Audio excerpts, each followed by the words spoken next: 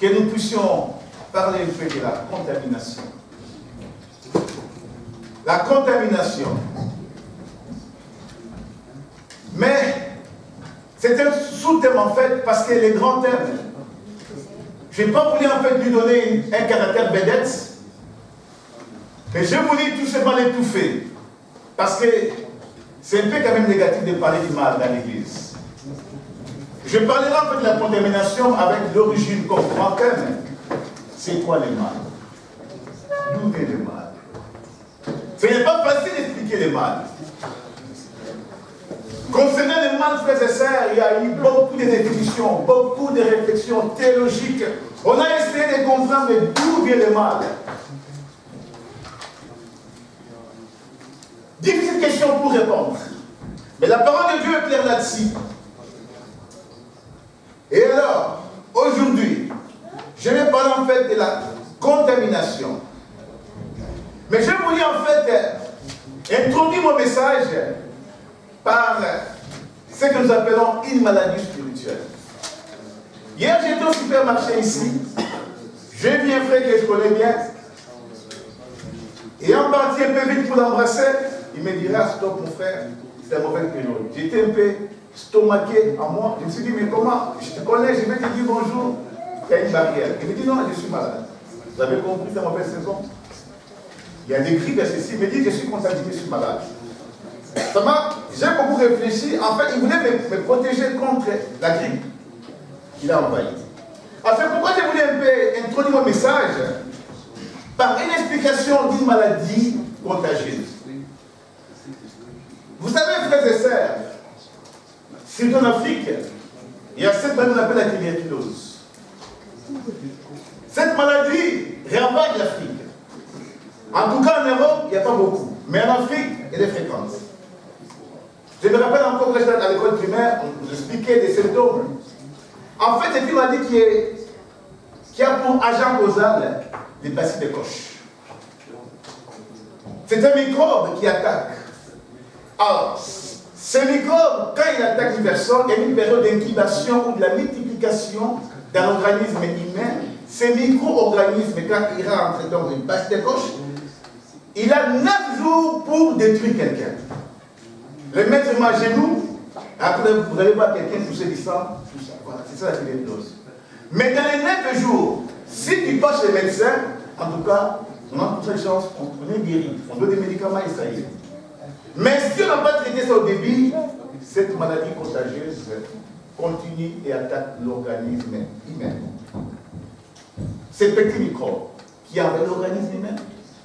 On n'a pas fait attention pendant 9 jours, et voilà, c'est parti, c'est parti. En fait, c'est un microbe qui va détruire tous les systèmes humains.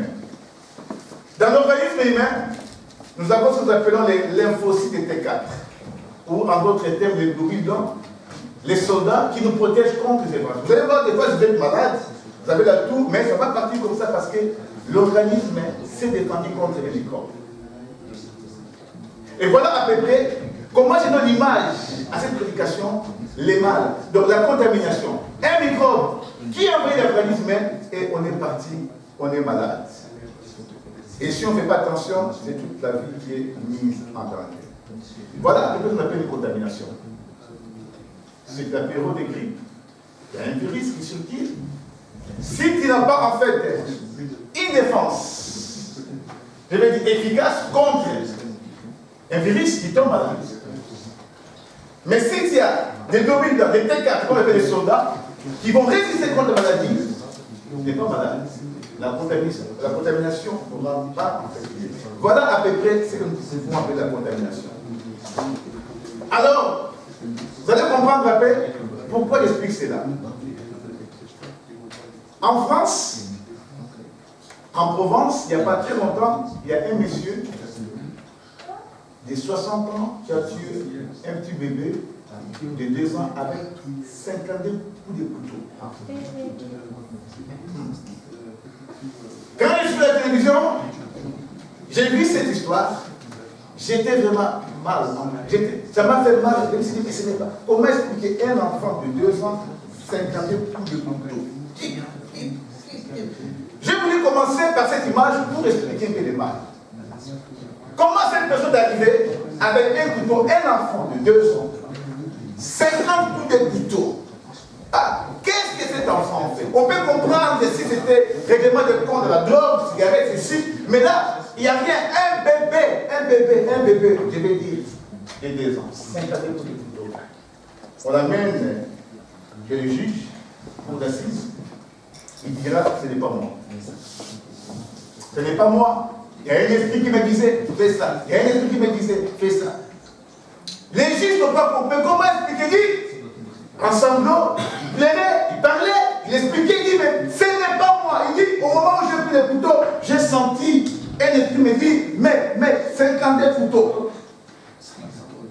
Le mal. Ça vient ici. Le mal, c'est comme un petit microbe qui pénètre dans le corps humain. Le mal qui va nous attaquer dans notre être humain, on ne sait pas.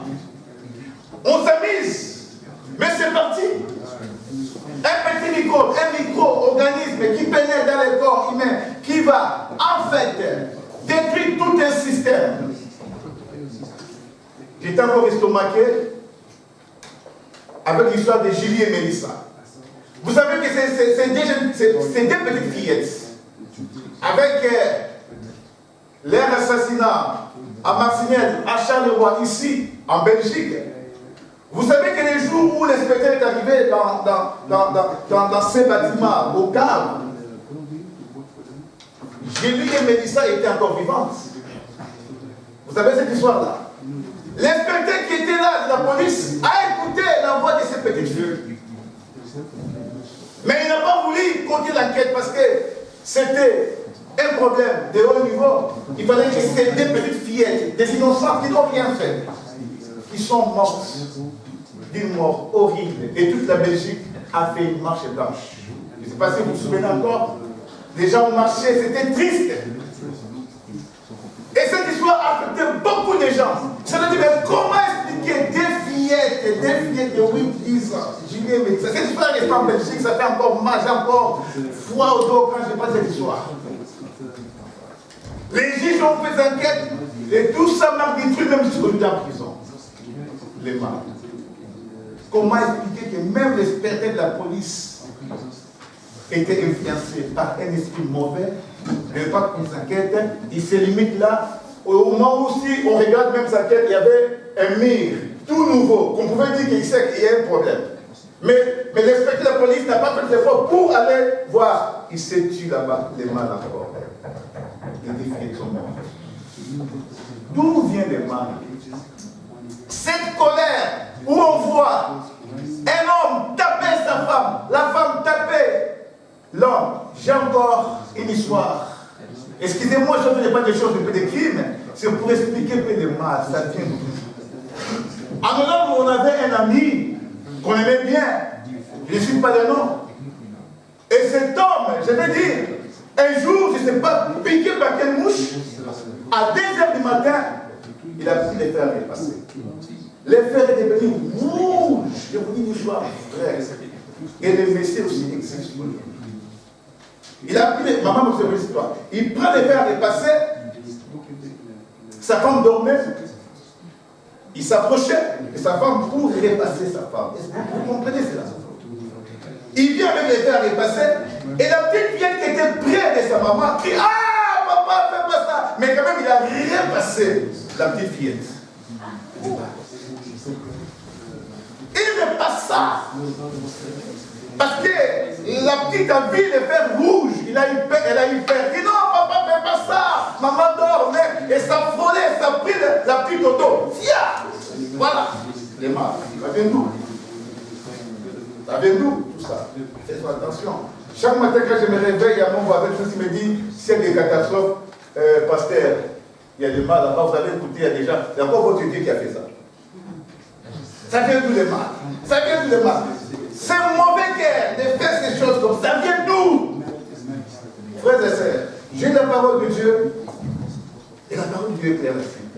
Et justement, les hommes de Christ, pour changer l'affaire, ils disent que non, toutes ces choses, c'est Dieu qui les fait. Je vais vous dire, frères et sœurs, le mal est arrivé dans le monde en dehors de la volonté de Dieu.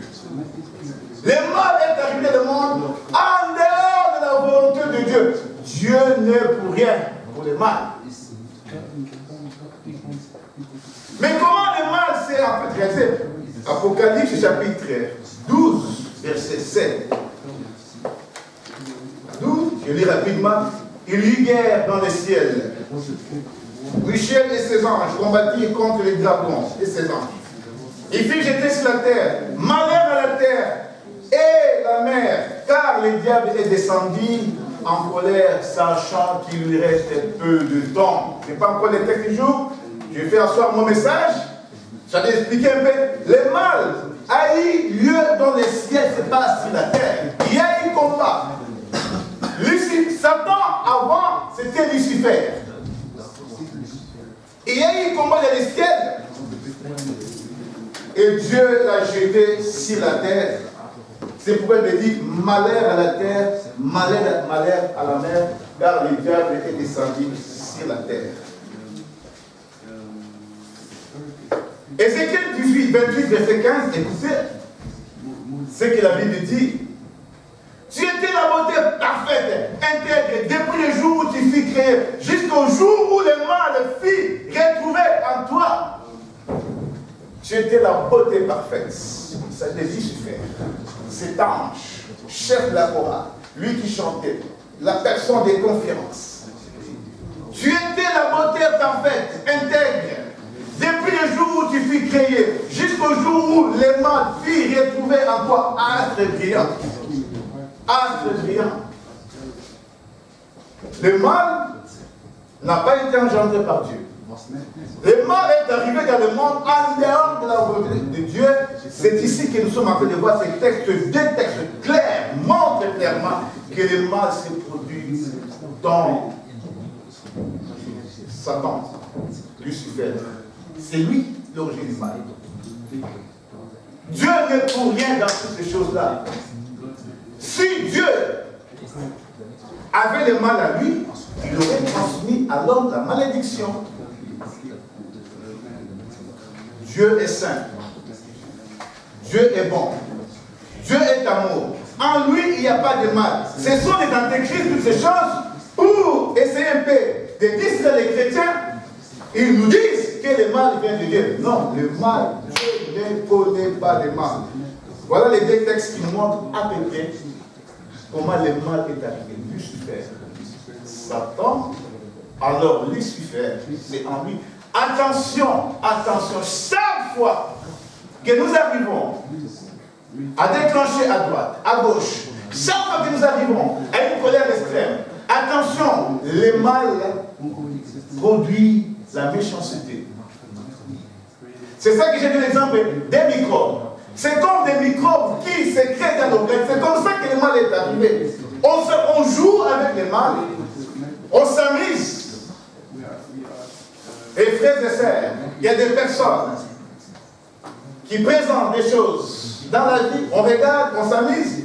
Un enfant qui grandit, il a une caractère comme ça. Au lieu de faire un effort, de stopper, on laisse. On dit non, non, non, c'est comme ça. Moi, je suis comme ça. Moi, je ne vais pas changer. Moi, on m'a créé comme ça. Moi, lui, ça vient avec moi. Je vais lui montrer les mal, les mal, les mal. Attention, quand le mal grandit, à la fin, c'est des crimes. Quand le mal grandit, en fait, c'est la gangrène. En fait, je dirais que c'est un virus. Je dirais que c'est un microbe. Je dirais que c'est un tumeur qui grandit. C'est la période d'incubation. Et alors, le mal grandit, et à un moment donné, on va déclencher. Ça sera terrible. C'est à ce moment, vous allez écouter, on appelle les ambulances, on appelle les policiers, les docteurs, les médecins légistes, on fait les constats. Parce qu'il y a un mal quelque part. Nous devons faire attention. Alors, pourquoi Satan fit chasser du ciel? C'est tout simplement, Dieu avait évité que le ciel soit contaminé. C'est pourquoi il fit jeter sur la terre. C'est pourquoi quand il descend sur la terre, il va contaminer. Et la première victime, vous connaissez, c'est Ève. Le mal est entré. Donc vous voyez, c'est une histoire qui ne vient pas de Dieu. Genèse 4, versets 6 à 7 nous montre la première contamination. Nous allons parler de deux sortes de contamination. Je commence par ces textes. Genèse chapitre 4, versets 6 à 7, où nous sommes en train de voir Satan contamine Ève, Adam, et cela va se voir dans la vie de Caïn. Pourquoi est-il irrité? Genèse chapitre 4, versets 6 à 7, si on peut lancer cela. Genèse chapitre 4, versets 6 à 7. Pourquoi est-il irrité? N'agit pas mal, domine le mal. Vous posez l'histoire de Caïn. Caïn avec son frère, Abel. Abel, c'est l'agriculteur, le pasteur. Et Caïn, vous savez, son boulot. Et alors, et à la fin, la jalousie, la haine. Parce que les sacrifices d'Abel a été accepté par Dieu. Et en fait, Caïn s'est mis en colère. Caïn va tuer en fait son frère. Nous sommes devant le premier meurtre de l'histoire de la vie. À cause du mal. Dieu dit à Caïn, pourquoi es-tu irrité? N'agis pas mal, domine le mal. Dieu savait que le mal est entré, mais Dieu nous parle. Des fois, nous sommes partis dans le mal, nous sommes déterminés à faire ceci, mais la voix de Dieu parle, la parole parle. On vient à l'église, on écoute la parole, mais on a décidé. Voilà le mal. Le mal qui était entré, en fait, dans Caïn. Caïn tua son frère. Voilà le premier cas, le mal. Et en fait, ce qui est intéressant dans cette histoire, c'est de voir en fait une contamination indirecte. Ça commence par Ève, Adam, Caïn, et voilà. Contamination, je dirais, générationnelle. Il y a des personnes qui ont la gangrène, il y a des personnes qui ont un caractère. L'axe du mal en eux depuis la naissance. Si l'enfer existe, c'est qu'il y a des gens qui vont aller à l'enfer. Parce que le mal est là. On voit le mal, on dit, arrête de faire pas ça. C'est la gangrène, c'est comme un cancer qui progresse. Mais on voit le mal. Dieu dit, arrête. Dieu dit à Caïn, pourquoi es-tu irrité? Domine le mal. Nous devons arriver à dominer le mal. Parce que si on laisse le mal va se multiplier, le mal va prendre l'espace et à la fin, ça sera un crime. La plupart des crimes que vous voyez aujourd'hui, ce sont des crimes médités. Parce qu'on vit avec, on est avec, on progresse jusqu'à ce qu'on va faire ces crimes. La plupart des épiscopats, de tous ces gens de pédophiles, si vous leur demandez, il dira, j'ai vu la fille là-bas et j'ai suivi les mouvements jusqu'à ce que, voilà, on viole, il viole la fille, après il tue. C'est horrible. On viole, la personne est morte, et puis on déteste la personne. On coupe. La personne qui est morte. Quel cœur. Les mal. Donc voilà, le mal quand il pénètre, si on ne fait pas attention, on peut transmettre cette gangrène, ce cancer, ce tumeur, ces microbes à plusieurs générations. Nous sommes devant un cas où nous parlons de la contamination indirecte générationnelle. Où nous sommes en train de voir le mal qui pénètre, on s'amuse. Non, mon fils est comme ça, lui il est comme ça, il n'y a pas de problème. Non, il se passe comme ça, il prend un couteau. Non, c'est pas grave, lui il prend un couteau. Mais il peut tuer quelqu'un. Attention. Non, lui il tape des gens, il est fort, il est comme ça. Et le papa ou la maman vont encore glorifier l'enfant. Non, moi je suis comme ça. Moi je ne m'amuse pas et moi quand je me parle, je ne dis pas bonjour aux gens. Oh, c'est mal. Voilà. Ça, c'est en fait la première contamination que la Bible nous démontre. Le mal a pris la place. Un virus. La deuxième contamination. J'ai encore pris la parole de Dieu. Cette fois-ci, j'ai la vie de Jacob et d'Ésaü. Vous connaissez l'histoire d'Ésaü et Jacob. C'est des jumeaux, ils sont nés ensemble. Ce matin encore, mon fils Nathan m'expliquait encore beaucoup de détails. Je me dis, Seigneur, merci. Les petits ont permis de me prêcher. Ésaü et Jacob, ils sont nés. Et vous savez, en fait, Ésaü, qui avait vendu les droits d'aînesse, à cause de la nourriture. Et Jacob a pris cela, et après ça sera la jalousie quand Jacob va recevoir la bénédiction chez Isaac, son papa, et Esaü sera en colère. Et Genèse chapitre 27, verset 41 dira ceci, Esaü conçut la haine contre Jacob, je tuerai Jacob. Genèse 27, verset 41. Esaü conçut la haine contre Jacob, son frère. Il dit, je tuerai Jacob. Si on peut lancer le texte. Donc, voilà, la haine qui est là.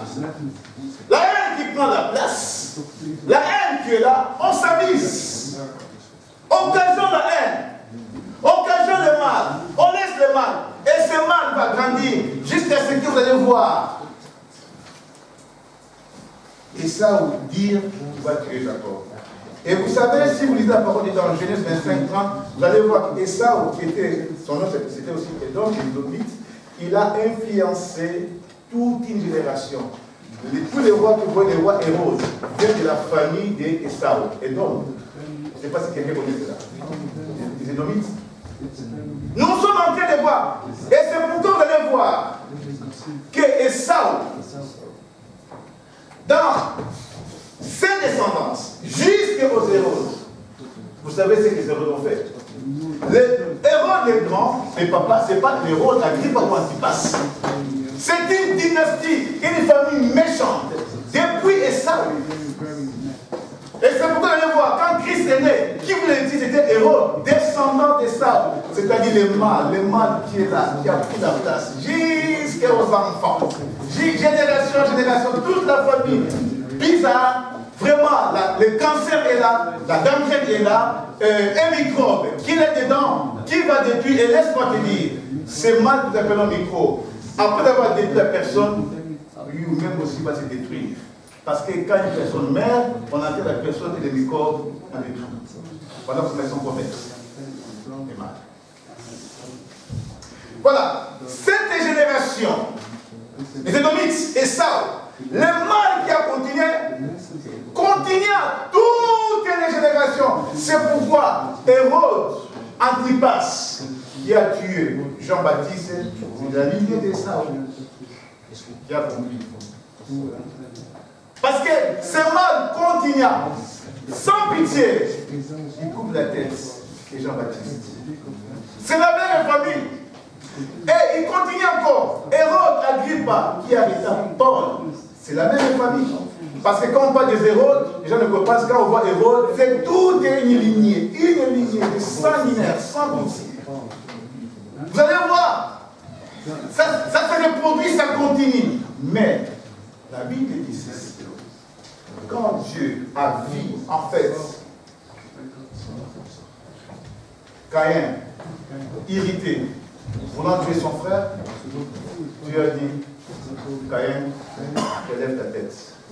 Le mal. Combien de fois on nous dit, domine le mal, on laisse la position qu'on a prise, je vais lui faire ça. Je vais lui montrer ce que moi je suis. Je vais lui montrer ce que moi je suis. Moi, quand je prends une décision et la tête commence à bouger, je suis comme ça. Déjà, le microbe est entré, le virus est dedans. Commence à tuer la personne. Et c'est pour arriver à un crime. Toutes les personnes qui ont cajolé les mal, qui ont laissé les mal, c'est tout doucement, vous verrez qu'il y a un voleur. Chez nous, on dit ceci, quand quelqu'un vole un œuf, on dit attention, tu vas voler une poule. On dit toujours ça chez nous. Attention, les papas, quand il vole un œuf, attention, tu vas voler une poule. Ça commence toujours tout petit. Non, j'ai fait ceci, j'ai fait cela, tout doucement. Les grands bandits, vous allez voir, il a commencé par voler au supermarché. Tout doucement. Tout doucement, il a commencé au supermarché, au vol d'étalage, et puis ça commence à monter jusqu'à ce que vous allez voir, il devient un baron de la mafia. Alors, avec l'entreprise, vraiment un mauvais. Ça commence tout doucement. Et c'est ça, le mal, quand il prend la place, frères et sœurs, nous devons dominer sur le mal et nous avons le pouvoir de dominer sur le mal. C'est ça que la Bible montre dans Genèse. Quand Dieu dit à Caïn, tu peux dominer ce mal. Pourquoi tu es abattu? Pourquoi tu es irrité? Relève ta tête. Tu peux dominer le mal. Voilà. Et ça continue, ça continue. Et j'ai pris encore un troisième exemple et la contamination, cette fois-ci, c'est la contamination directe. C'est terrible. Jean 13, verset 26 à 27. Jean 13, 26 à 27. Vous connaissez l'histoire? C'est Judas. C'est Judas. Écoutez, la contamination générationnelle, elle est lente. Elle prend son temps. La personne s'amuse. La personne est colérique. Elle est comme ça. Elle fait des dégâts. Déjà s'amuse. Mais à la longue, je vais vous dire, cette personne va agir très mal. Là, c'est là un crime. Pour d'assises. Vraiment, nous sommes que juriste. Pour d'assises.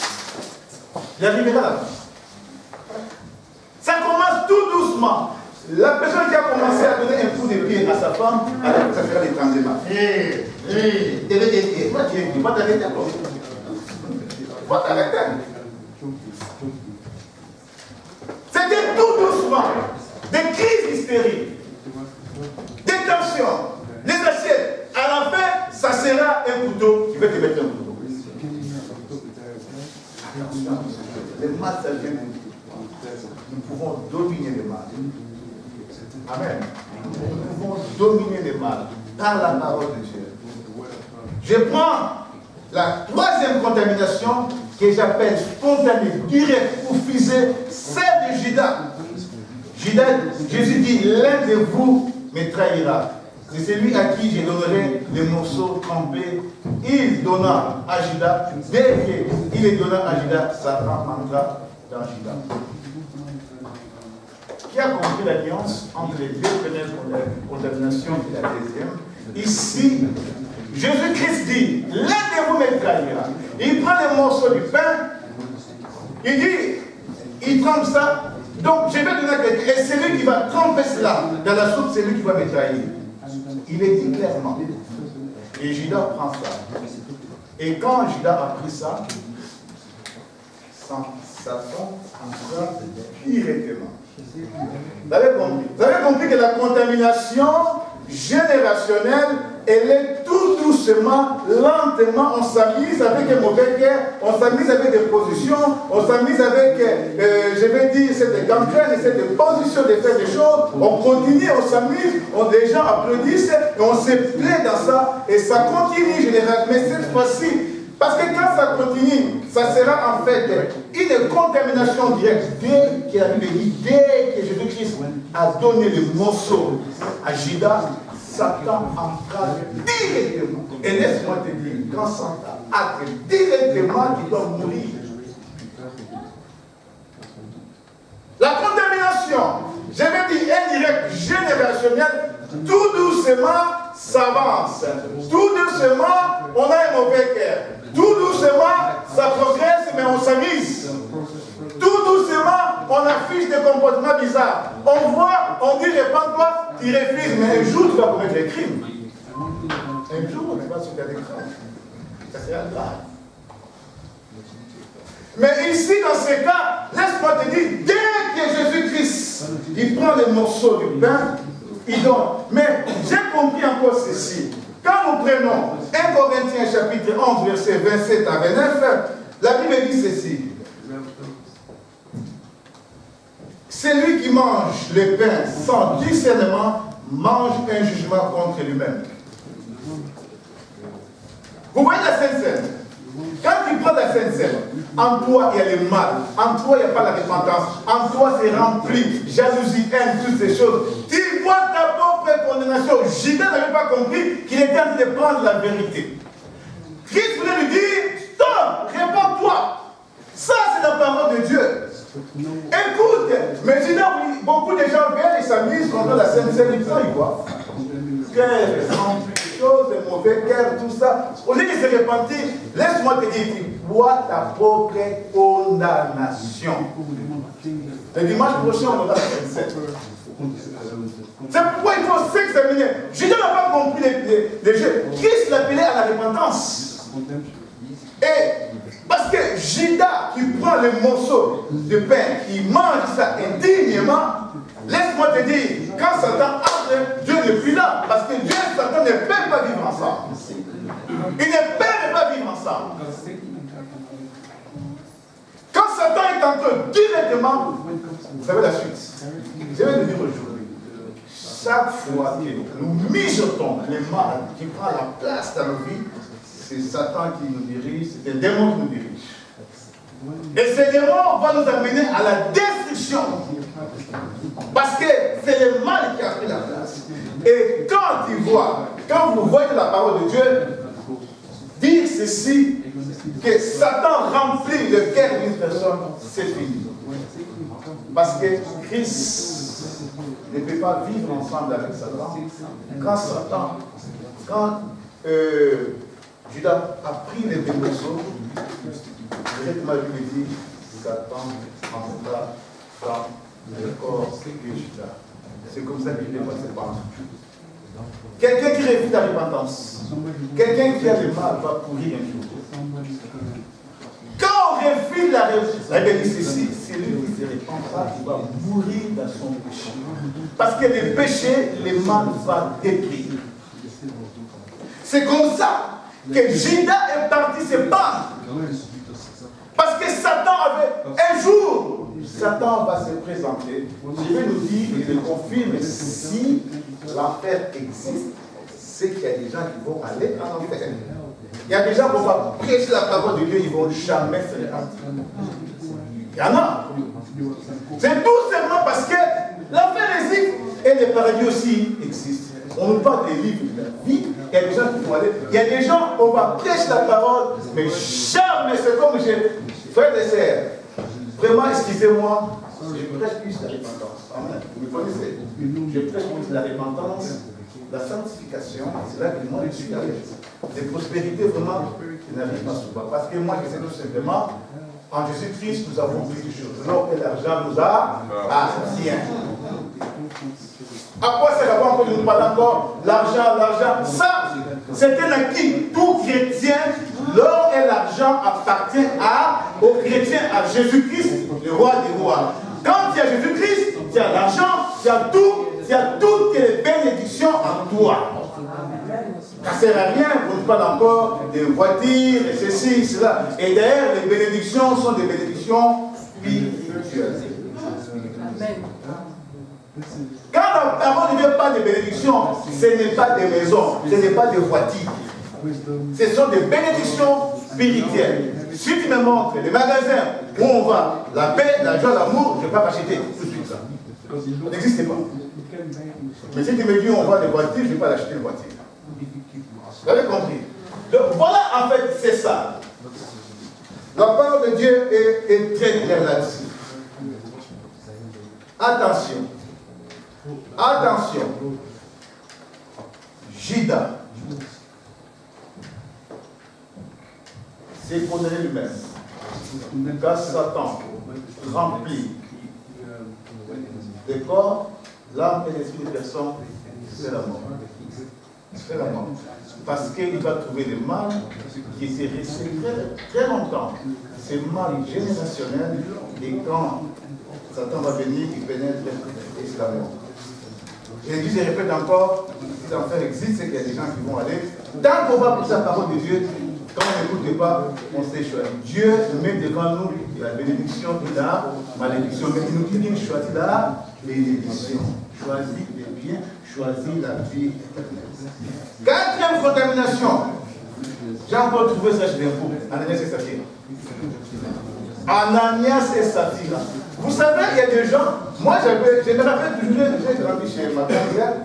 En tout cas, on était heureux chez notre sœur. Il y avait beaucoup de moyens, mais je voyais des fois, du côté de son mari, des fois, il avait des problèmes. Il venait, mais nous, on mangeait à la maison à table, et des fois, il y avait un peu de choses à se passer. Un jour, je suis sorti dehors, j'ai vu mes beaux-frères en train de critiquer ma grande sœur. Oh, mais non, ça ne va pas. Notre grand frère était bien. Mon frère était bien, mais depuis qu'il a parlé de cette femme, ça ne va pas. Ça ne va pas. À l'époque aussi, notre sœur n'est pas encore ici. Je suis juste que je viens sauver. À l'époque, je me rappelle très bien. En tout cas, c'était la vie normale de l'Occident. Il y avait des fêtes, des choses comme ça. Mais aussi, j'étais grand chrétien. Voilà. Donc, il y a des choses, comme je dis, il y a des gens, Il était bien avant son mari. Depuis qu'il est marié, il a pris l'habitude de son mari. Il était bien. Où il était bien? Depuis qu'il s'est marié, il a pris l'habitude de sa femme. Ananias et Saphira. Actes chapitre 5, verset 3. Écoutez ce que Pierre dit. Pierre dit à Ananias, Actes 5, verset 3. Pierre dit à Ananias, pourquoi Satan a-t-il rempli son cœur? Laisse-moi te dire encore. Là encore, vous voyez Satan qui a rempli les cœurs d'Ananias, c'était la mort. Vous avez compris? Quand Satan remplit les cœurs d'une personne, il n'y a plus d'issue. Mais j'ai dit, il y a moyen de dominer. La Bible dit dans Ésaïe chapitre 1, verset 5, ôtez du mal. Ôtez le mal. Ôtez le mal en vous. Ôtez le mal. Ôtez. Parce que le mal, on dit la méchanceté. La méchanceté. C'est l'histoire que je vous ai dit avec ces jeunes frères, amis. En tout cas, je vois encore sa fille. On va le faire repasser. Et le fer était très rouge. Mais comment arriver à faire des choses comme ça? Mais j'ai compris que cela ne vient pas de Dieu, c'est la sémence du serpent, la sémence du dragon, de Lucifer, la sémence du diable. Cette sémence, quand elle rentre, elle prend la place jusqu'à ce qu'elle va détruire. C'est comme ça, quand il y a la parole de Dieu, vous allez voir, les héros, on n'en parle plus. Cette dynastie, on n'en parle plus. Quand tu la parole de Dieu, tu ne verras pas, on parle plus des héros. Et peut-être l'histoire va continuer. Pourquoi au Acte chapitre 28, on ne parle pas? C'était stoppé, arrêté.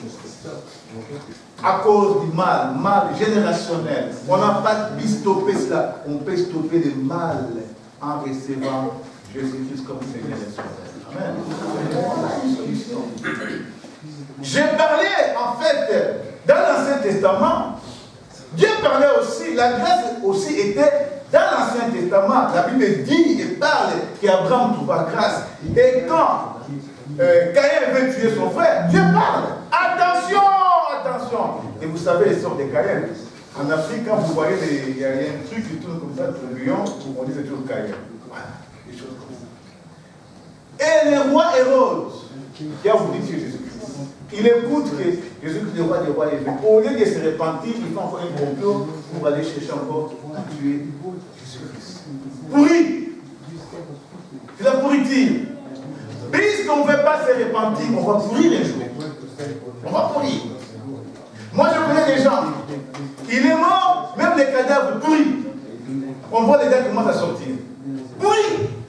Parce que, vous savez, toutes les choses qui se passent à l'intérieur de l'homme sortent. Toutes choses, frères et sœurs, c'est pourquoi je vous dis, la vie chrétienne doit commencer par les spirituels. Il faut commencer d'abord par les spirituels. Quand tu as compris les spirituels, après tu vas comprendre les physiques. La maladie dont je parlais ici, l'incubation, la contamination, c'est tout un processus spirituel. Spirituellement, ça existe. C'est ça, le mal qui pénètre, c'est la même procédure. C'est la même procédure qui va s'actualiser. Comprenez d'abord la vie spirituellement et puis vous allez comprendre cela physiquement. Tout ce que vous voyez physiquement, ça existe. Ça existe et puis ça sort. Ananias et Saphira. Ils ont vendu des champs. Nous sommes encore à l'église, la première communauté chrétienne. Les chrétiens vivent ensemble. Ils sont là. Je ne sais pas piqué par quelle mouche. Quelle joie, émotion. Ils vendent leurs champs. Ils vont chez Pierre pour donner en fait l'argent. Ils ont caché l'argent. Pierre dit, Ananias, pourquoi Satan a rempli ton cœur? Et c'est cet argent que vous avez vendu en fait des champs. Vous avez gardé une partie. Et du coup, la femme et l'homme sont morts. Je les peux même mettre encore là, et les primitive. Voilà, frères et sœurs, le mal. Vous ne pouvez pas me répéter, je dirais, le mal vient en dehors de la volonté de Dieu. Le mal n'a pas été engendré par Dieu, mais c'est Satan, Lucifer, qui a engendré le mal. Et quand, chaque fois, tu étais une créature parfaite, Tu étais intégré dans ta création jusqu'à ce que le mal soit trouvé.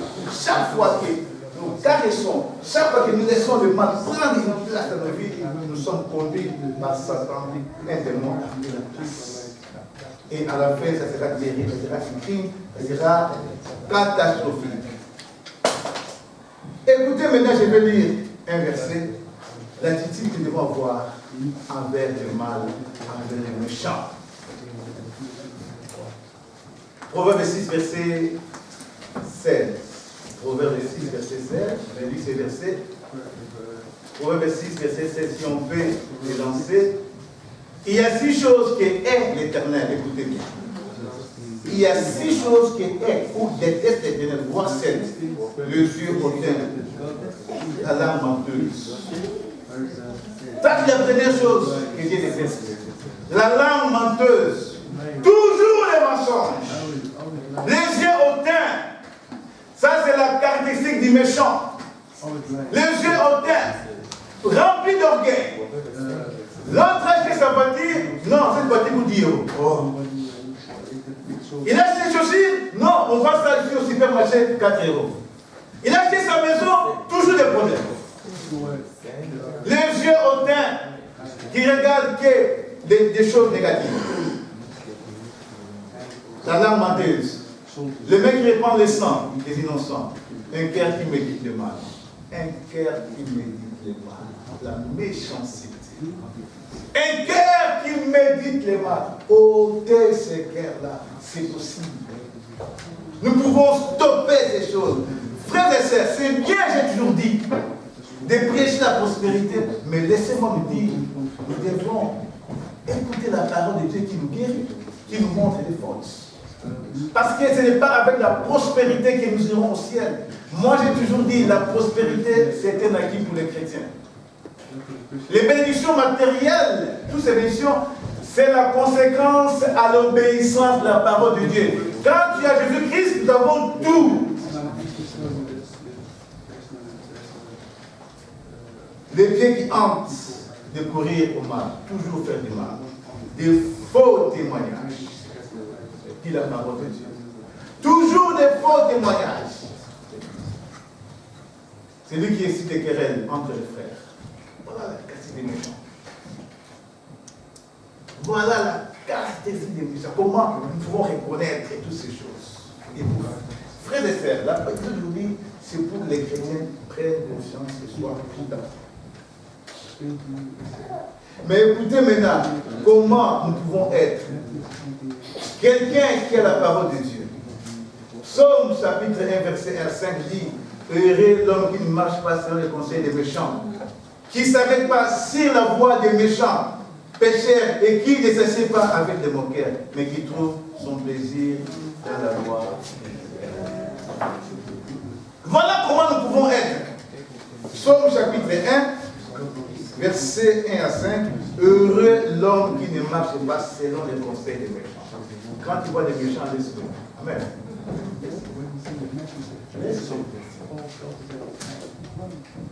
Heureux l'homme qui ne marche pas selon les conseils des méchants, mais qui ne s'arrête pas sur la voie des méchants.